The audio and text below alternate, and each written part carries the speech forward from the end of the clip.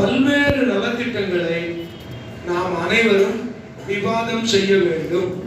இப்ப செந்தில் எனக்கு முன்னாடி பேசும்பொழுது இந்த பயான்னு ஒன்று சொன்னார். இந்த பயான் என்ன? தங்களின் இனத்தவருக்கு வேண்டிய உதவிகளை பற்றி விவாதிப்பது. துவா என்றால் கடவுளை துதிப்பது. இவர்கள் 15 நிமிடங்கள் கடவுளை பற்றி துதிக்கின்றார்கள். 45 நிமிடங்கள் இவர்கள் பல்வேறு பிரச்சனைகளை அலசி பேசிக் கொண்டிருக்கிறார்கள்.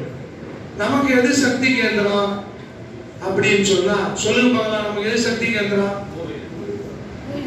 கோவில். சத்தமா சொல்லுங்க. கோவில்ல நிகழ்ச்சிகளை நடத்த வேண்டும். அப்போது நாம் கூட்டு பிரார்த்தனையை செய்ய வேண்டும். இந்த கூட்டு பிரார்த்தனை போது எனக்கு ஒரு பிரச்சனை, இப்ப ஒண்ணும் இல்ல, நான் இங்க வந்து உட்கார்ந்த உடனே ஒருத்தர் ஒரு பிரச்சனையை சொல்ற, அதற்கான தீர்வு கிட்டத்தட்ட 80% முடிஞ்சு போச்சு. அதாவது இவங்க வரும்போது அது தெரியாது, ஆனா அவங்களுக்கான தீர்வு, அதை பற்றி ஏற்கனவே அக்கறை கொண்டவர்கள் எங்களிடையே இருந்திருக்கிறார் என்பதை அவர்களுக்கு, அவர்களின் பக்கத்து வீட்டுக்காரரை பற்றி நாங்கள் இங்கிருந்தே சொல்லுகின்றோம் என்றால் we are operating in a systematic method.